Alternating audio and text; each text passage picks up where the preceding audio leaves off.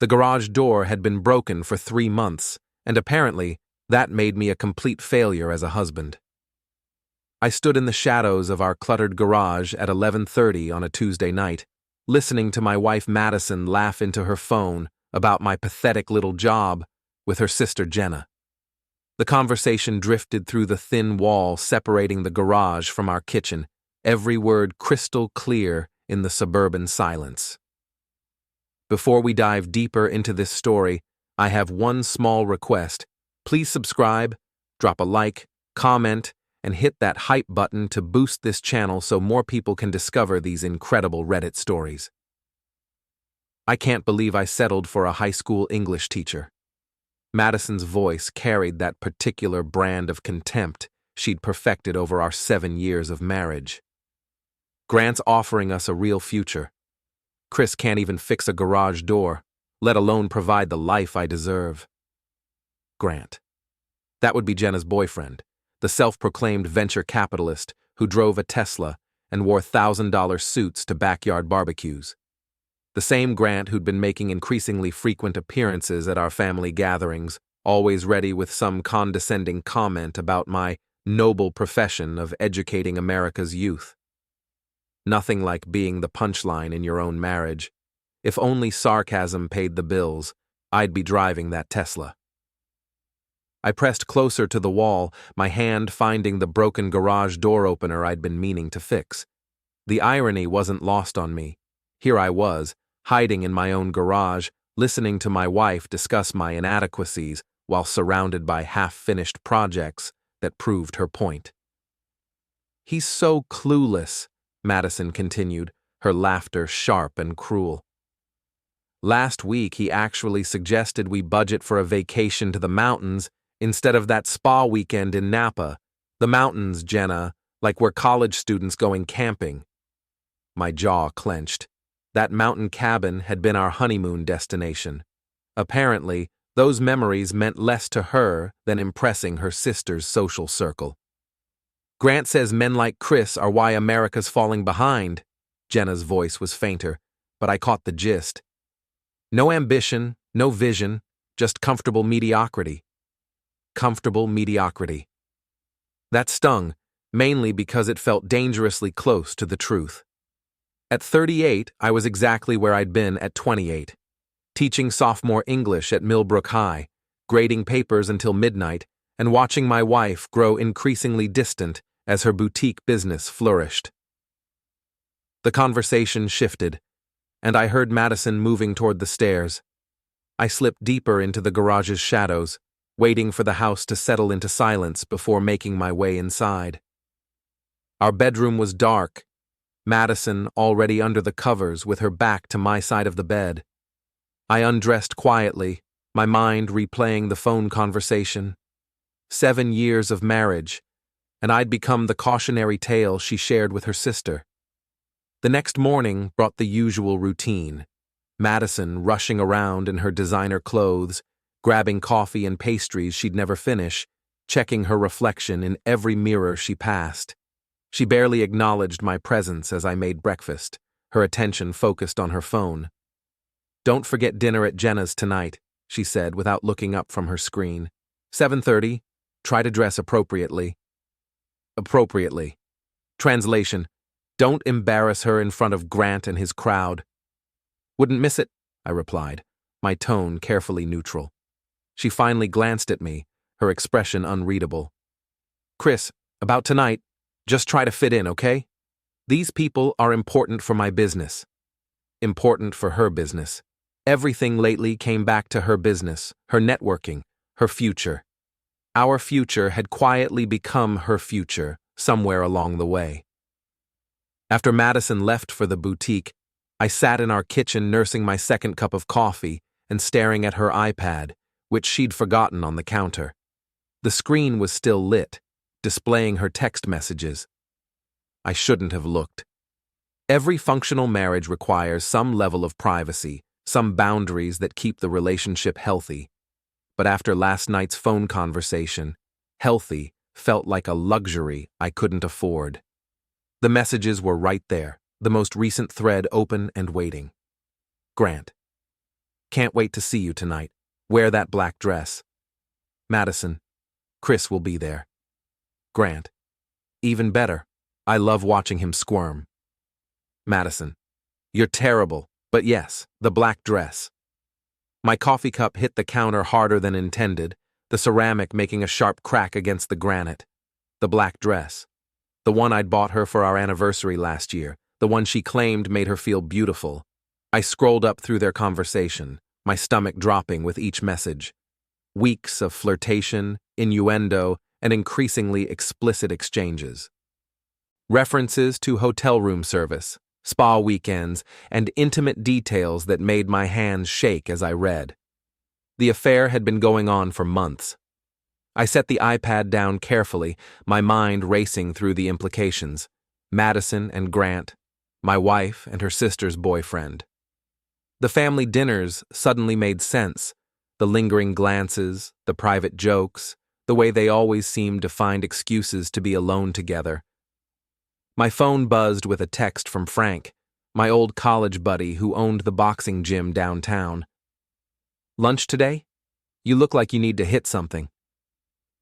Frank always could read me like a book, even through text messages. I spent the rest of the day in a fog, going through the motions at school, while my mind processed the betrayal. My students probably thought I was having an off day. I let them work quietly while I stared out the classroom window, wondering how long I'd been the oblivious husband in this particular drama. The final bell couldn't come soon enough. Frank's boxing gym occupied the basement of an old brick building downtown, the kind of place that smelled like sweat, leather, and honest work. I found him wrapping his hands near the heavy bags, his weathered face breaking into a grin when he saw me. "You look like hell," he said by way of greeting. "Feel worse." I grabbed a pair of gloves from the rack. "Mind if I work out some frustration?" "That's what the bags are for." I spent an hour pounding leather, Frank occasionally offering technique tips or encouragement. The physical exertion helped clear my head, but it couldn't erase the images from Madison's text messages. "Want to talk about it?" Frank asked as I unwrapped my hands. "Wife's cheating." Frank nodded slowly. He'd been through his own divorce 3 years earlier, a messy affair that had left him cynical about marriage but oddly wise about relationships. "You sure?" I told him about the texts, the phone conversation, the months of suspicious behavior that suddenly made perfect sense. Frank listened without judgment, occasionally grunting acknowledgement. "So what's your play?" he asked when I finished. "Don't have one yet." "Well, when you do, make sure it's smart. Angry men make stupid decisions, and stupid decisions ruin lives." I left the gym feeling physically exhausted, but mentally clearer. Frank was right. Whatever I did next needed to be calculated, not emotional. The drive home gave me time to think. Madison had already left for her sister's, leaving me a note about the address and a reminder to please try to be social tonight. The irony was suffocating. I showered, shaved, and put on my best shirt and tie. If Madison wanted me to dress appropriately for her boyfriend's dinner party, I'd give her exactly what she asked for. Jenna and Grant's penthouse occupied the top floor of the newest luxury building in town, all floor-to-ceiling windows and expensive furniture that looked like it belonged in a magazine. The kind of place designed to impress rather than comfort. Madison answered the door wearing the black dress, her smile bright and artificial. "You made it, and you look handsome." The compliment felt like a slap.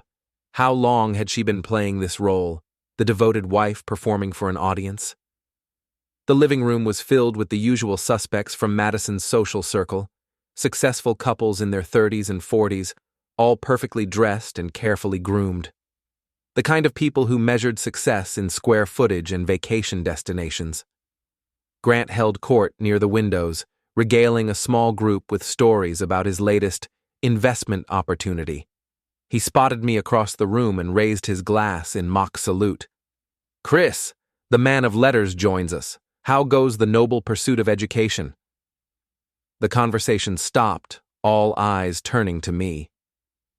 This was Grant's favorite game, publicly highlighting the income disparity between us while pretending to show interest in my work. Same as always, I replied evenly. Trying to teach critical thinking to the next generation. Critical thinking, Grant repeated, his tone suggesting the concept amused him. How quaint. In the real world, we call that market analysis. A few people chuckled. Madison appeared at my side, her hand finding my arm in what looked like a supportive gesture but felt more like a warning to behave. Grant's been telling us about his new app launch, she said brightly. It sounds fascinating. Revolutionary, really, Grant continued, warming to his favorite subject. We're disrupting the entire food delivery space with AI-driven logistics optimization. I nodded politely, sipping my wine and watching the performance. Grant had a gift for making simple concepts sound groundbreaking through the liberal use of business buzzwords. Dinner was served in the formal dining room, an elaborate spread that probably cost more than I made in a week. I found myself seated across from Grant, with Madison to my right and Jenna playing hostess at the head of the table. The conversation flowed around me: stock portfolios, real estate investments, exotic vacation plans. I contributed when directly addressed but mostly observed, noting the dynamics I'd been too naive to see before. Madison and Grant's interactions were subtle but unmistakable once you knew what to look for. The way she laughed at his jokes, the brief eye contact across the table, the casual touches when passing dishes. They weren't being particularly careful, which suggested they'd grown comfortable with their deception. "Chris, you've been quiet tonight," Jenna observed during a lull in conversation. "Everything okay?" "Just listening," I said, "learning about disruption and optimization." Grant leaned forward, his expression taking on that condescending cast I'd grown to hate. "You know, Chris, you should consider transitioning into the private sector. Public education is a sinking ship." "Is that right?" "Absolutely. The future belongs to entrepreneurs, innovators, people willing to take risks. Teaching is—" He paused, searching for the right words. "Safe. But safety doesn't build wealth." Madison's grip tightened on her wine glass. She could sense the tension building, but didn't know how to diffuse it. "Some of us find fulfillment in service," I replied carefully. "Service," Grant repeated, his tone making the word sound distasteful. "How's it feel to be a glorified babysitter while your wife builds a real business?" The table went quiet. Even by Grant's standards, the comment was unnecessarily cruel. Madison's face flushed red. "Grant," she hissed, "that's enough." But Grant was enjoying himself now, emboldened by wine and the attention of his audience. "I'm just saying, Madison deserves a partner who matches her ambition, someone who can provide the lifestyle she's earned." The lifestyle she's earned. With my wife's lover sitting across from me, discussing her needs and his ability to meet them, I felt something cold and calculating settle in my chest. I reached into my jacket pocket and pulled out my phone, opening the browser to a page I'd bookmarked earlier. Grant's LinkedIn profile, which I'd researched during my lunch break. "Speaking of ambition," I said conversationally, "tell me more about this revolutionary app launch." Grant's chest puffed with pride. "Well, it's still in stealth mode, but I can share some details. We've got backing from some major players and the beta testing has been incredible." I nodded thoughtfully, then connected my phone to the room's smart TV system, a trick I'd learned from my tech-savvy students. Grant's LinkedIn profile appeared on the large screen behind him. "That's fascinating," I continued, "because according to your professional profile, you were actually terminated from your last 3 positions for performance issues."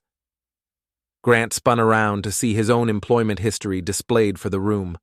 The profile told a different story than his dinner party boasts, a string of failed ventures, employment gaps, and the conspicuous absence of any current position.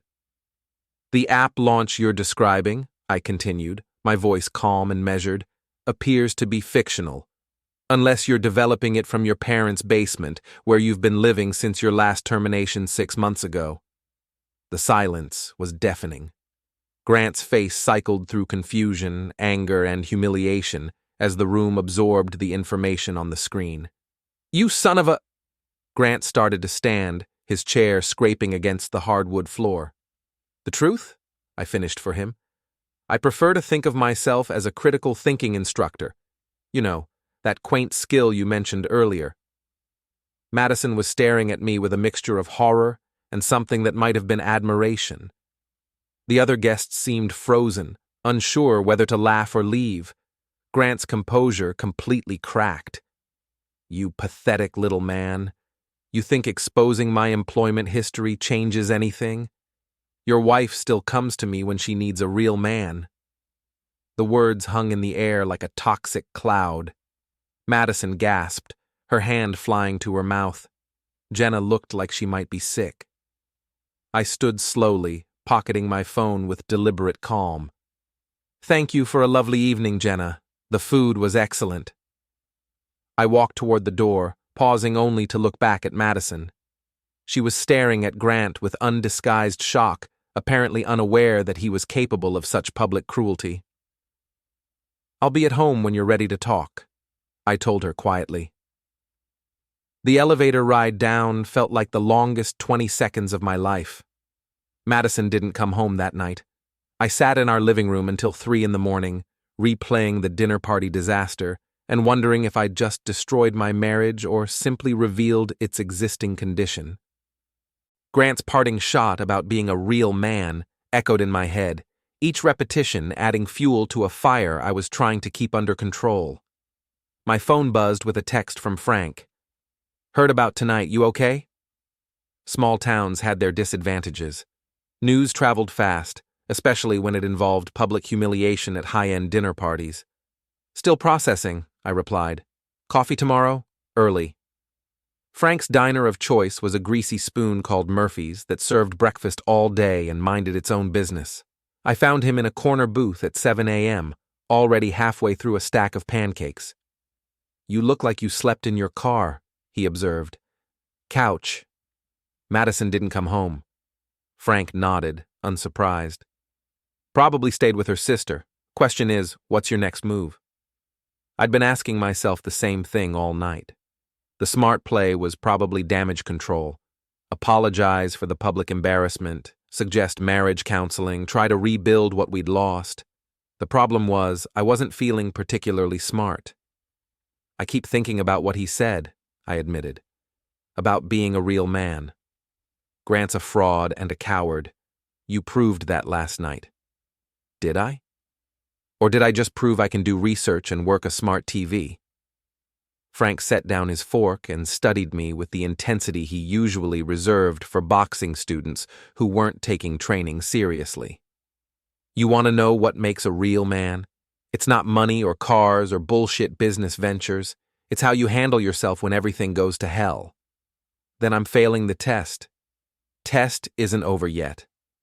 My phone rang, Madison's ringtone. I let it go to voicemail, then played the message on speaker. "Chris, we need to talk. I'm at the boutique. Please come by when you get this." Her voice sounded tired, strained. Part of me wanted to rush over immediately, to salvage whatever remained of our relationship. The larger part wondered if there was anything left worth saving. "Go talk to her," Frank advised. "But remember, you're not the one who needs to apologize."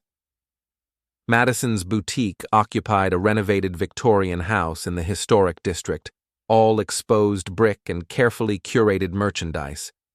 She'd built something impressive here, a business that reflected her taste and ambition. I'd always been proud of her success, even as it highlighted my own lack of upward mobility. I found her in the back office, surrounded by invoices and inventory sheets. She looked up when I entered, her eyes red-rimmed and exhausted. "Thank you for coming." I took the chair across from her desk, noting the careful distance she'd maintained. Even in crisis, Madison was conscious of staging and presentation. "We should probably start with last night," she said carefully.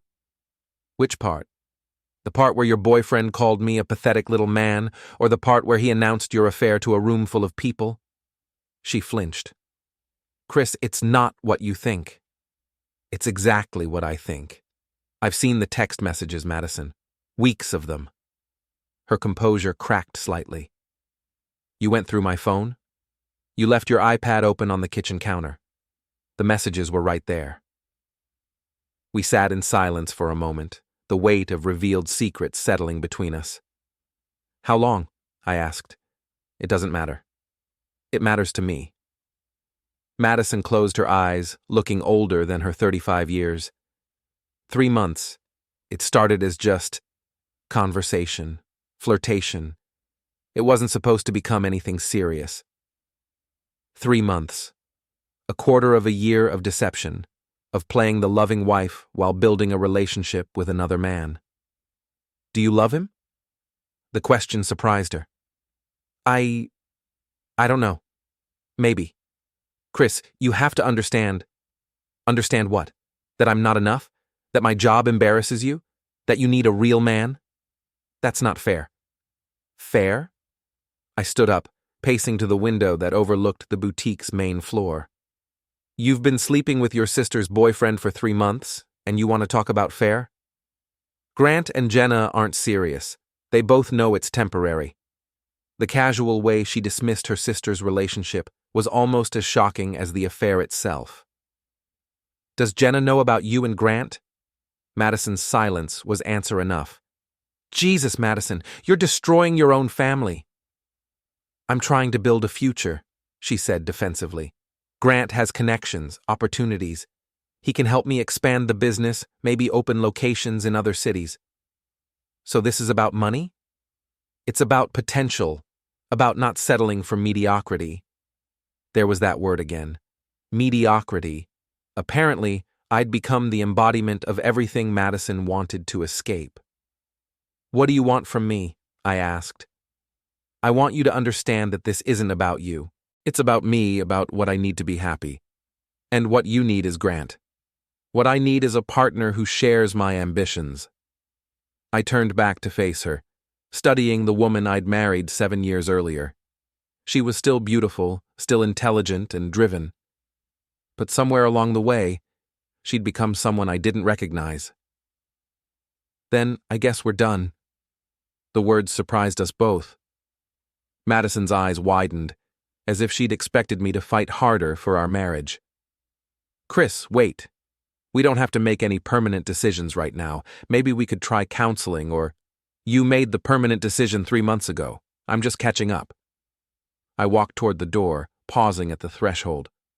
For what it's worth, I hope Grant makes you happy, but you might want to ask him about his real financial situation before you start planning that expansion.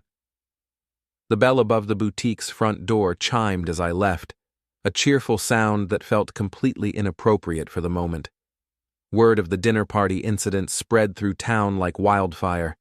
By the end of the week, I couldn't go to the grocery store without encountering knowing looks and whispered conversations that stopped when I approached. The reaction at school was more subtle, but equally uncomfortable. My colleagues treated me with the careful sympathy reserved for the recently bereaved, while my students seemed to sense that something had shifted in my personal life. The worst part was the pity. I could handle anger, resentment, even mockery. But the gentle, understanding smiles from people who viewed me as the wronged husband made me want to punch something. Frank's gym became my refuge. I started going every day after school, working out my frustration on the heavy bags until my hands ached and my shirt was soaked with sweat. You're getting stronger, Frank observed one afternoon, watching me work combinations. Anger's a hell of a motivator. Is that what this is? Part of it. The other part is, you're finally fighting back. Madison had moved out of our house and into a furnished apartment across town. She'd taken her clothes, her personal items, and about half of our shared possessions. The house felt hollow without her presence, but also strangely peaceful. I was grading papers in my home office when the doorbell rang. Through the peephole, I saw Tom Mitchell and Dave Brennan, 2 guys I'd considered close friends for the better part of a decade. Tom was a local real estate agent who'd helped us buy the house. Dave worked in insurance and coached Little League on weekends. Both were married with kids, the kind of stable, suburban guys who formed the backbone of our social circle. "Hey, Chris," Tom said when I opened the door. "Got a minute to talk?" I invited them into the living room, noting their uncomfortable expressions. This wasn't a casual visit. "We heard about the situation with Madison," Dave began carefully. "We wanted to check on you, see how you're holding up." "I'm fine. Thanks for asking." Tom and Dave exchanged glances. "The thing is," Tom continued, "there's been some talk around town about what happened at Jenna's dinner party." "What kind of talk?" "People are saying you ambushed Grant, embarrassed him in front of everyone. Some folks think you went too far." I set down my coffee cup, studying my friends' faces. Grant publicly called me a glorified babysitter and announced that he was sleeping with my wife. But I went too far by showing his LinkedIn profile? "Look, we're not taking sides," Dave said quickly. "But you have to understand how it looked. Grant was a guest in someone's home, and you humiliated him." "Grant humiliated himself. I just provided context." "Chris, come on." Tom's voice took on a frustrated edge. "The guy was drunk, probably just talking trash. You didn't have to destroy him like that." I stared at my friends, former friends, apparently, trying to process their logic. "Are you seriously defending the man who's been sleeping with my wife?" "We're not defending anyone," Dave insisted. "We're just saying that maybe you could have handled it differently, more privately." "The way Madison and Grant handled their affair privately?" "That's between you and Madison," Tom said. "But what you did at that dinner party affected everyone there. Made everyone uncomfortable." The conversation continued for another 20 minutes, but the core message never changed. I had violated some unspoken social contract by fighting back publicly. My friends, people I'd known for years, were more upset by my response to betrayal than by the betrayal itself. After they left, I sat in my empty living room and wondered when I'd become the villain in my own story. My phone buzzed with a text from an unknown number. "Saw Tom and Dave leaving your place.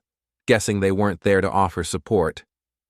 I looked out the window and saw Mrs. Henderson, my 70-year-old neighbor, waving from her front porch. She was holding her phone and grinning.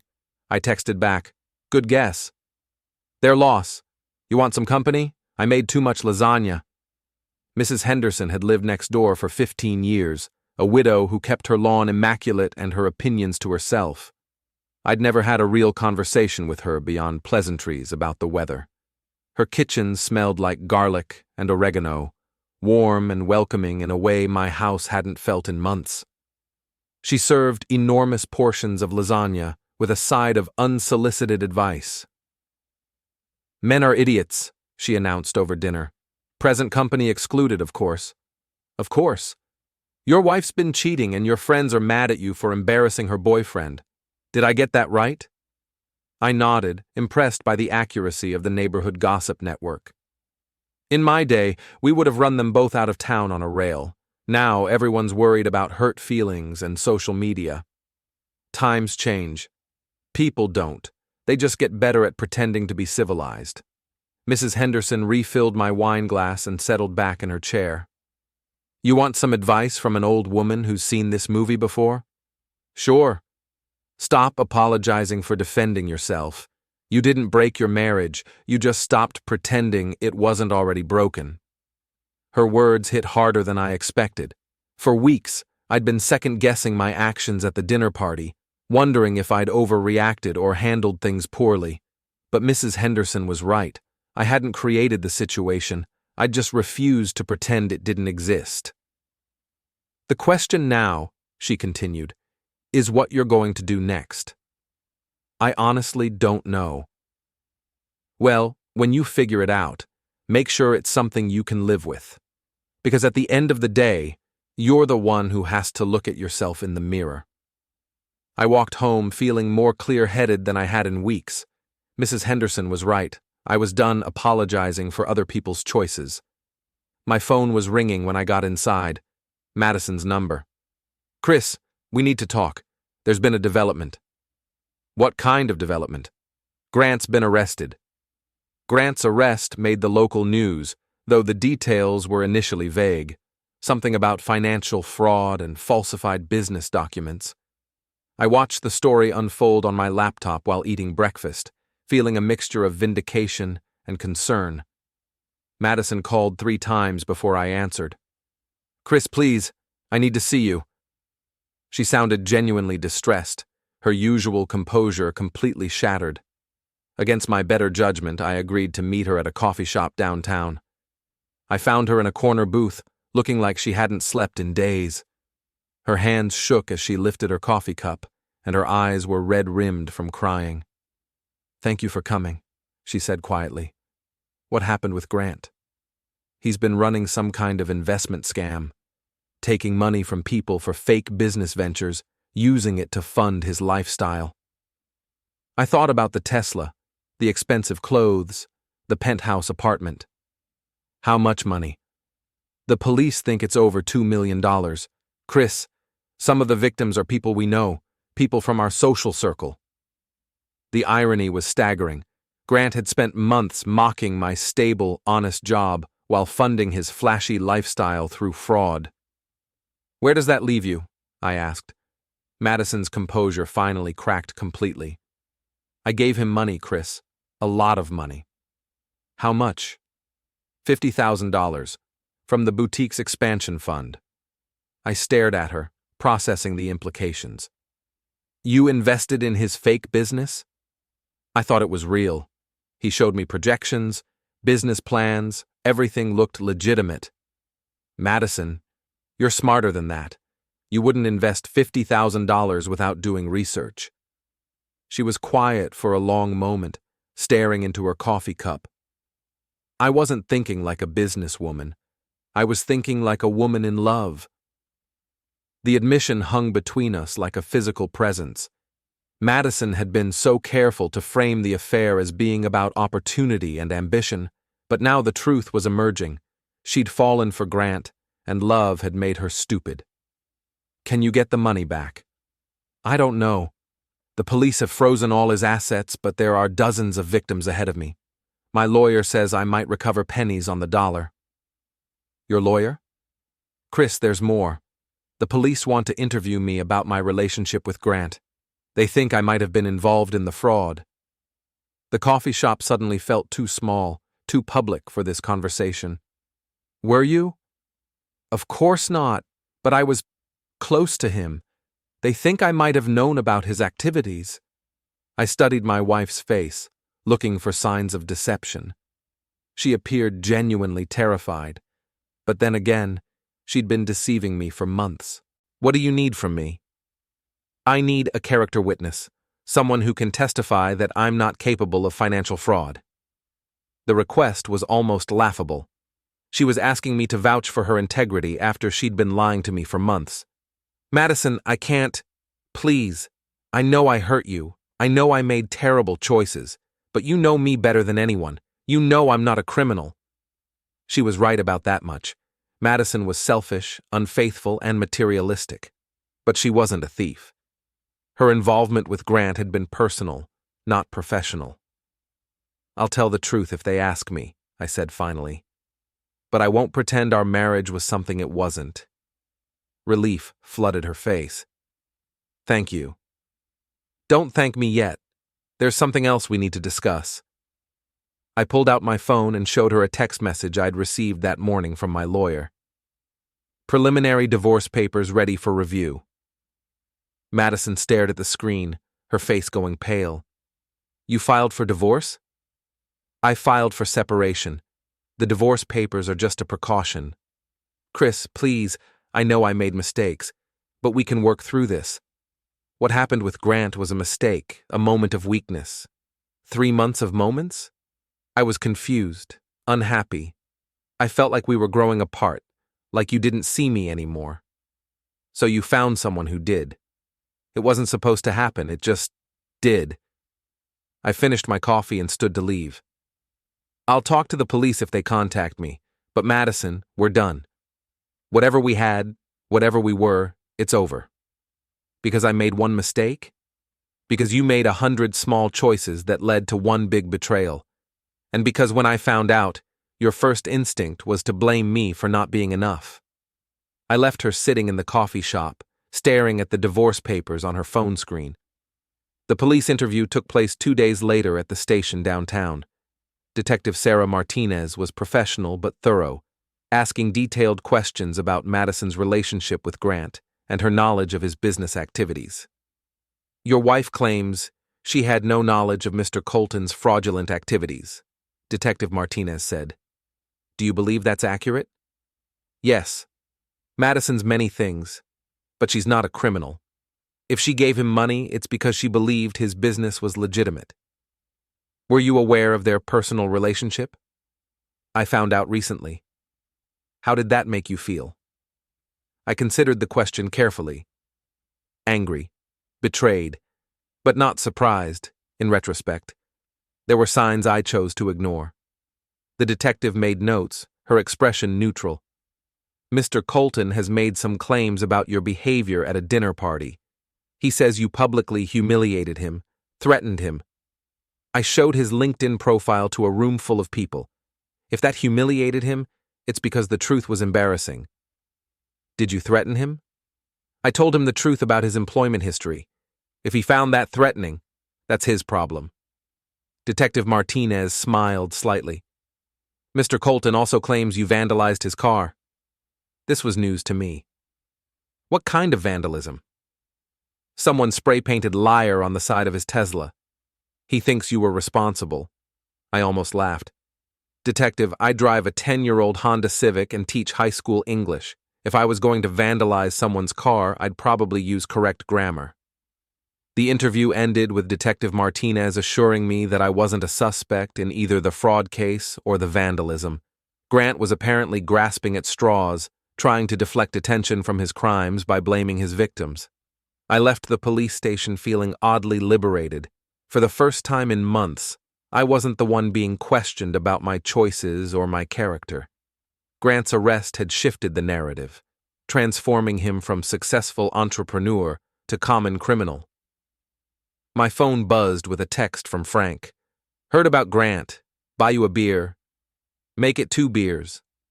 Done. Frank's choice of bars was a dive called O'Malley's that served cheap beer and minded its own business. We claimed a corner booth and settled in for what promised to be a long conversation. So Grant's a con man, Frank said, raising his bottle in mock salute. Can't say I'm surprised. Madison lost $50,000 to him. Frank whistled low. That's going to hurt. She's probably going to lose the boutique. And she wants you to feel sorry for her? I took a long pull of beer, considering the question. I think she wants me to rescue her. You going to? Hell no. Frank grinned. Good man. She made her choices. Now she gets to live with them. We drank in comfortable silence for a while, watching the evening news on the bar's television. Grant's arrest was the lead story, complete with footage of him being led away in handcuffs. The reporter mentioned that police were investigating potential accomplices and additional victims. You know what the funny part is? I said. For months, I felt like a failure because I couldn't give Madison the life she wanted. Turns out the life she wanted was funded by stolen money. She didn't know that, didn't she? Grant was unemployed, living with his parents, driving a car he couldn't afford. The signs were all there if she'd wanted to see them. Frank nodded thoughtfully. Sometimes people see what they want to see. And sometimes they just don't care where the money comes from, as long as there's enough of it. My phone rang. Tom Mitchell's number. I let it go to voicemail, then played the message on speaker. Chris, it's Tom. Listen, Dave and I owe you an apology. We heard about Grant's arrest and, well, we were wrong about the guy. Give me a call when you get this. Frank raised an eyebrow. Your fair weather friends want back in? Apparently. What are you going to tell them? I deleted the voicemail without responding. Nothing. Some bridges are supposed to stay burned. We ordered another round and talked about everything except my personal drama. Frank had stories from the gym, updates on his own dating life, theories about the upcoming boxing matches, normal conversation between friends, the kind I'd missed more than I realized. It was after 10 when my phone buzzed with a text from an unknown number. "You need to see this. Meet me at Murphy's Diner tomorrow at 8 a.m. Come alone. Jay." Jay could only be Jenna, Madison's sister. I showed the message to Frank, who frowned at the screen. Could be a setup. For what? She's not exactly threatening. Maybe not, but her boyfriend just got arrested for fraud, and her sister's marriage is falling apart. People do stupid things when they're desperate. I considered ignoring the message, but curiosity won out. "I'll meet her, but I'll let you know where I am. Text me every hour, and if something feels wrong, get out." Murphy's Diner at 8 a.m. was nearly empty, just a few early commuters grabbing coffee before work. I found Jenna in the same corner booth Frank and I had used earlier in the week. She looked terrible, pale, exhausted, and nervous. Her usual polished appearance had been replaced by jeans and a wrinkled sweater, as if she'd thrown on whatever clothes were handy. "Thank you for coming," she said as I sat down. "What do you want, Jenna?" "I want to apologize, and I want to give you something." She slid a manila envelope across the table. "Open it." Inside were printed copies of text messages, emails, and what appeared to be financial documents. I recognized Madison's phone number in some of the message threads. "What is this?" "Evidence. Proof that Madison knew more about Grant's business than she's admitting." I scanned the documents, my stomach sinking as I read. The messages showed Madison discussing Grant's investor meetings and client acquisitions. One email thread included her suggestions for targeting specific individuals in their social circle. She helped him identify victims, Jenna said quietly. People with money who might be interested in investment opportunities. "Why are you showing me this?" "Because she's going to let me take the fall." Jenna explained that she'd been Grant's unwitting accomplice, hosting parties and social events where he could meet potential victims. She thought she was helping her boyfriend network, not helping him commit fraud. "The police think I was his partner," she continued. "They think I knew about the scam from the beginning." "Did you?" "No. I'm not that smart, Chris. I can barely balance my checkbook, let alone run a multi-million-dollar fraud scheme." I believed her. Jenna was many things, shallow, materialistic, manipulative, but she wasn't criminal mastermind material. "What does this have to do with Madison?" "She's been talking to the police, positioning herself as another victim, but these documents show she was more involved than she's admitting." I studied the evidence more carefully. The timeline was damning. Madison had been discussing Grant's business activities for months, even suggesting potential targets among her boutique customers. "Why didn't you give this to the police?" "Because Madison's my sister. I hoped she'd tell the truth on her own, maybe help me prove I wasn't involved. Instead, she's throwing me under the bus to save herself." The waitress refilled our coffee cups, giving us a moment to process the implications. Madison hadn't just been Grant's lover, she'd been his accomplice. "What do you want me to do with this?" "Whatever you think is right. I just wanted someone to know the truth." I pocketed the envelope and stood to leave. "Jenna, for what it's worth, I'm sorry you got caught up in this." "Are you going to give those documents to the police?" I paused at the table's edge. "I'm going to give Madison a chance to tell the truth first." The drive home gave me time to think about the evidence Jenna had provided. Madison's involvement in Grant's scheme changed everything. She wasn't just an unfaithful wife, she was potentially a criminal accomplice. I called her from my car, asking her to meet me at the house. She agreed immediately, probably hoping I'd changed my mind about the divorce. I was waiting in the living room when she arrived, the envelope of evidence on the coffee table between us. "What's this about?" she asked, settling into her usual chair. "I had an interesting conversation with your sister this morning." Madison's expression shifted slightly, a flicker of concern crossing her features. "She gave me some documents I think you should see." I slid the envelope across the table. Madison opened it reluctantly, her face going pale as she read the contents. Where did she get these? Does it matter? The question is whether they're accurate.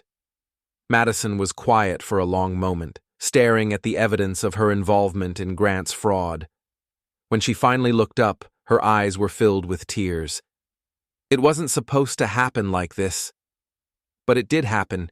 You helped Grant identify victims, Madison. People lost their life savings because of information you provided. I didn't know it was fraud. I thought we were just networking. Bullshit. You're not stupid, and you're not naive. You knew exactly what you were doing. She broke down completely then, sobbing into her hands as the weight of her choices finally hit her. I watched without sympathy, thinking about the victims who'd lost their retirement funds and children's college money to Grant's scheme. What are you going to do? She asked through her tears. I'm going to give you 24 hours to contact the police and tell them the truth. After that, I'm giving them the evidence myself. Chris, please, if this comes out, I'll go to prison. You should have thought about that before you helped steal $2 million. I stood to leave, pausing at the door for one final look at the woman I'd married. She seemed smaller somehow, diminished by the weight of her crimes. For what it's worth, I said, I hope you do the right thing. But I wasn't holding my breath. Madison didn't contact the police. I waited the full 24 hours, checking the news for any updates about new developments in Grant's case. When no reports emerged of additional arrests or cooperating witnesses, I knew she'd chosen self-preservation over honesty. Detective Martinez seemed unsurprised when I called to request another meeting. Mr. Peterson, what can I do for you? I have some additional information about the Grant Colton case. Information that involves my wife. The second police interview was very different from the first. This time I was providing evidence rather than character testimony. Detective Martinez reviewed Jenna's documents carefully, asking detailed questions about their origin and authenticity. This suggests Mrs. Peterson had significant knowledge of Mr. Colton's activities, she said finally. That's my assessment as well. Why didn't she provide this information during her initial interview? You'd have to ask her that. Detective Martinez made notes, her expression professionally neutral. We'll need to verify these documents and follow up with additional interviews. Thank you for bringing this to our attention. Detective, one more thing. Jenna Morrison, Madison's sister, she's not involved in this. She was used, just like the other victims. We'll take that into consideration. I left the police station feeling oddly empty. For months, I'd been reacting to other people's choices. Madison's affair, Grant's fraud, my friend's betrayal. Finally taking action on my own terms should have felt empowering, but mostly, it just felt necessary. Frank was waiting at the gym when I arrived for my usual workout. How'd it go with the police? They have the evidence. What happens next is up to them. Any regrets? I considered the question while wrapping my hands. None. Madison made her choices. Now she gets to live with the consequences.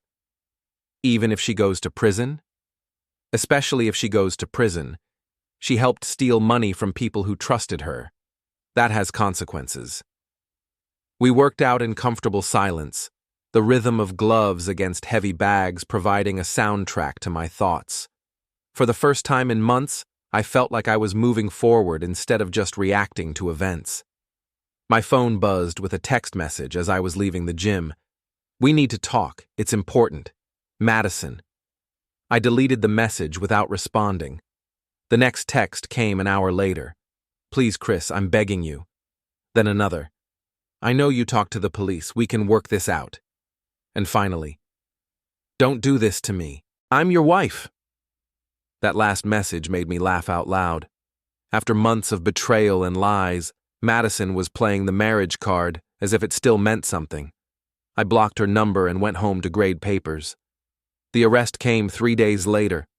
I watched the news coverage from my living room, seeing Madison led away in handcuffs while reporters shouted questions.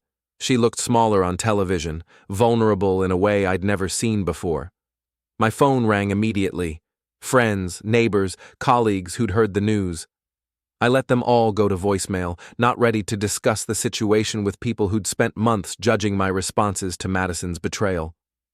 Mrs. Henderson knocked on my door around dinner time, carrying a casserole dish and wearing her best concerned neighbor expression. "I saw the news," she said simply. "I figured you might have. How are you holding up?" "Better than expected, honestly." She nodded approvingly. "Good. You did the right thing." "Did I? I just sent my wife to prison." "You sent a criminal to prison? The fact that she was also your wife is just unfortunate coincidence."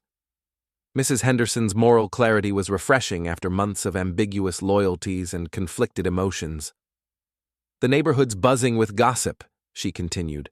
"Half the people are calling you a hero, the other half think you're a villain.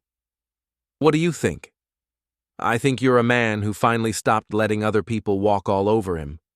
We shared dinner and comfortable conversation, avoiding the topic of Madison's arrest by mutual agreement. Mrs. Henderson had stories about her late husband, her garden, her ongoing war with the Homeowners Association, normal, peaceful topics that reminded me what life could be like without constant drama. After she left, I sat in my quiet house and tried to imagine the future. For the first time in years, I had no idea what came next, and that uncertainty felt like freedom. The divorce proceedings moved quickly once Madison was in custody. Her lawyer tried to negotiate a settlement that would preserve some of her assets, but the fraud charges complicated everything. Most of her money was tied up in restitution payments to Grant's victims. I kept the house, my retirement account, and my dignity. Madison kept her legal problems. The trial lasted 3 weeks. I testified about the evidence Jenna had provided and my decision to contact the police. Madison's lawyer tried to portray her as another victim of Grant's manipulation, but the documentary evidence was overwhelming. She received 4 years for conspiracy to commit fraud and money laundering. Grant got 12 years. Jenna received probation and community service after cooperating with prosecutors. I attended the sentencing hearing, sitting in the back of the courtroom and watching Madison's final performance. She read a prepared statement about accepting responsibility and expressing remorse, but her words felt hollow after months of lies and deception. She looked at me once during the proceedings, her expression unreadable. I felt nothing, no anger, no sadness, no regret. Just the quiet satisfaction of seeing justice served. Frank was waiting outside the courthouse when I emerged. "How do you feel?" "Free." "Good. Buy you a beer?" "Make it 2. We walked to O'Malley's in comfortable silence, 2 friends who'd weathered a storm together. The bar was nearly empty in the afternoon, just a few regulars and the ever-present television broadcasting sports highlights. "So what's next?" Frank asked over our beers. "I honestly don't know. For the first time in years, I get to decide what my life looks like." "Any ideas?" I thought about the question, considering possibilities I hadn't allowed myself to imagine while dealing with Madison's betrayal and its aftermath. "Maybe travel. I've got summers off, and I've never really seen the country." "Sounds good. Where would you start?" "Somewhere with mountains. Somewhere peaceful." Frank raised his bottle in salute. "To new beginnings. To new beginnings." We drank to the future, whatever it might hold. That evening, I cleaned out Madison's remaining belongings from the house. A few items she'd left behind in her rush to move out. Photos from our wedding, books she'd never finished reading, jewelry I'd given her for birthdays and anniversaries. I packed everything carefully in boxes, planning to donate most of it to charity. The wedding photos I burned in the backyard fire pit, watching 7 years of marriage turn to ash and smoke. Mrs. Henderson appeared at the fence separating our yards, drawn by the flickering flames. "Cleaning house?" she asked. "Something like that." "Good for you. Sometimes you have to burn the past to make room for the future." I fed the last photo to the flames, our honeymoon picture from the mountain cabin Madison had later dismissed as beneath her standards. The image curled and blackened, releasing us both from whatever promises it had represented. "Any regrets?" Mrs. Henderson asked.